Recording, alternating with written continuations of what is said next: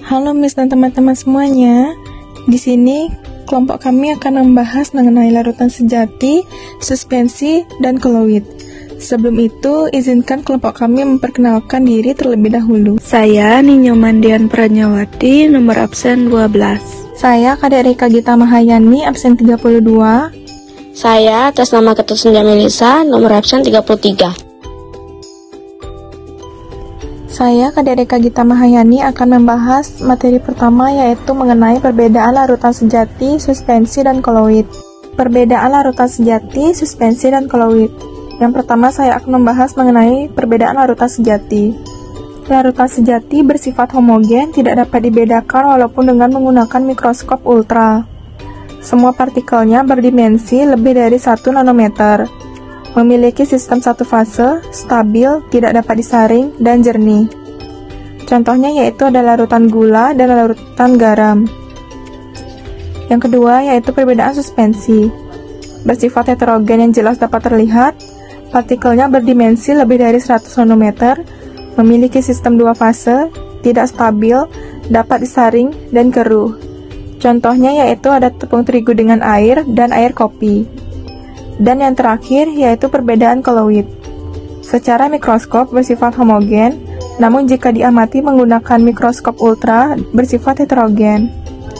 Partikelnya berdimensi 1 nanometer sampai 100 nanometer, memiliki sistem dua fase, stabil, hanya bisa disaring dengan penyaring ultra, keruh sampai jernih. Contohnya yaitu ada susu dan mayonnaise. Materi yang kedua yaitu jenis-jenis koloid. Pengelompokan koloid. Koloid dapat dikelompokkan menjadi dua kategori. Yang pertama berdasarkan fase terdispersi dan medium dispersi. Yang kedua berdasarkan tingkat kestabilan. Berdasarkan fase terdispersi dan medium dispersi, koloid dapat dibagi menjadi dua, yaitu fase dispersi dan fase pendispersi. Baik, untuk materi selanjutnya akan dibahas dengan teman saya. Atas nama Ketut Senja Melisa akan melanjutkan penjelasan dari teman saya sebelumnya, yaitu di sini saya akan membahas berdasarkan fase terdispersi dan medium dispersi. Berdasarkan fase terdispersi dan medium dispersi dapat dibagi menjadi 8 kelompok, yaitu yang pertama sol padat. Fase terdispersinya adalah zat padat, medium dispersinya adalah zat padat juga, dengan contohnya adalah paduan logam. Yang kedua ada sol. Fase terdispersinya adalah zat padat, medium dispersinya adalah zat cair, dan contohnya sendiri adalah tinta dan cat. Yang ketiga ada aerosol padat, di mana aerosol padat sendiri fase terdispersinya adalah zat padat, medium dispersinya adalah gas, dan contohnya adalah asap dan debu. Yang keempat adalah emulsi padat, yang dimana fase terdispersinya adalah zat cair dan medium dispersinya adalah gas, dengan contohnya sendiri adalah mutiara dan keju. Yang kelima ada emulsi, yang dimana fase terdispersinya adalah zat cair, medium dispersinya adalah zat cair, dan contohnya adalah santan beserta susu. Yang keenam ada aerosol cair, fase terdispersinya adalah zat cair, medium dispersinya adalah gas, contohnya adalah air spray dan kabut. Yang ketujuh adalah buih padat, yang dimana fase terdispersinya adalah gas, medium dispersinya adalah padat, contohnya adalah batu apung dan busa. Dan yang ke-8 adalah busa atau buih, dimana fase terdispersinya adalah gas, medium dispersinya adalah zat cair, contohnya adalah busa sabun. Selanjutnya itu berdasarkan tingkat kestabilan. Ini bisa dikelompokkan menjadi dua kelompok, yaitu liofil dan liofol. Liofil atau bahasa latinnya yaitu menyukai pelarut adalah fase terdispersi suka menarik medium pendispersi dengan medium pendispersi kuat, dengan contohnya sendiri yaitu sabun, deterjen, agar-agar, dan gelatin. Liofob dengan bahasa latinnya itu menolak pelarut adalah fase terdispersi tidak suka menarik medium pendispersi. Contohnya itu sendiri adalah sol belerang, sol sulfida, sol FeO3, OH3, dan sol logam. Perbedaan koloid liofil dan liofob. Sebagai catatan, jika medium pendispersi dalam koloid adalah air, maka menggunakan istilah liofil atau bisa disebut juga dengan hidrofil. Liofob bisa disebut juga dengan hidrofob.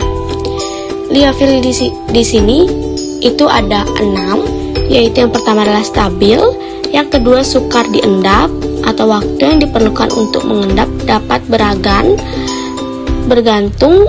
pada kemampuan agregat atau bisa disebut juga dengan mengumpul koloid. Yang ketiga adalah kekentalan tinggi, yang keempat adalah reversible, yang kelima adalah tidak mengumpal pada penambah sedikit elektrolit, yang keenam adalah kurang menunjukkan efek Tyndall. Selanjutnya ada liofob. Yang pertama itu kurang stabil, yang kedua mudah diendapkan atau waktu yang diperlukan untuk mengendap sangat bergantung pada kemampuan agregat atau mengumpul koloid. Yang ketiga adalah kekentalan rendah, yang keempat adalah irreversible, yang kelima adalah menggumpal pada penambah sedikit elektrolit, yang keenam adalah kurang menunjukkan efek Tyndall yang jelas. Pembahasan selanjutnya akan dilanjutkan oleh teman saya. Baik, saya Dian akan melanjutkan pembahasan dari teman saya. Yang ketiga ada pembuatan koloid. Pembuatan koloid dibagi menjadi 2 cara. Ada kondensasi dan dispersi. Pembuatan koloid dengan cara kondensasi dilakukan dengan menggabungkan partikel kecil atau partikel larutan dengan partikel yang lebih besar. Penggabungan ini bisa dilakukan melalui 3 cara, yaitu reaksi redoks, dekomposisi, dan hidrolisis. Sedangkan pembuatan koloid dengan cara dispersi dilakukan dengan cara memecahkan partikel yang besar atau suspensi menjadi partikel kecil atau koloid.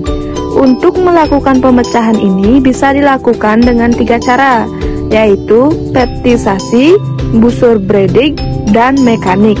Pembuatan koloid dengan cara kondensasi dilakukan dengan 3 cara.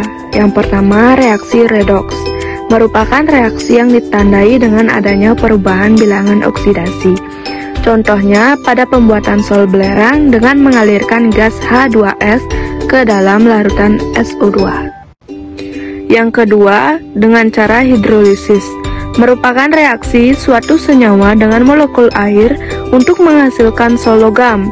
Contohnya, pada pembuatan sol FeOH3 dengan mencampurkan larutan jenuh FeCl3 ke dalam air mendidih dan diaduk hingga larutan berwarna merah kecoklatan. Yang ketiga ada dengan cara dekomposisi, merupakan reaksi penguraian suatu zat menjadi zat yang lebih sederhana.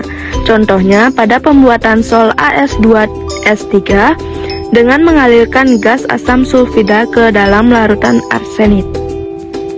Sedangkan pembuatan koloid dengan cara dispersi dibagi menjadi 3. Yang pertama ada peptisasi.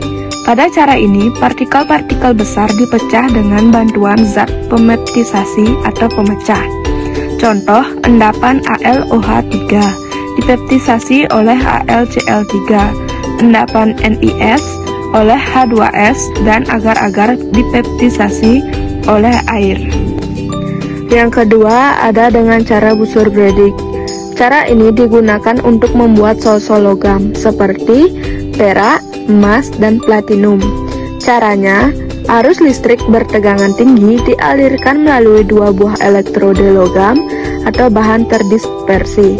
Kemudian kedua elektrode itu dicelupkan ke dalam air hingga kedua ujung elektrode hampir bersentuhan agar terjadi loncatan bunga api.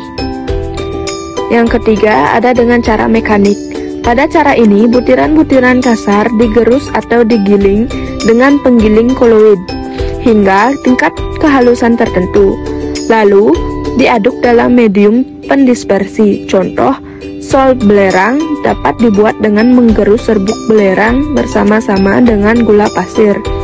Kemudian, serbuk yang sudah halus tersebut dicampur dengan air.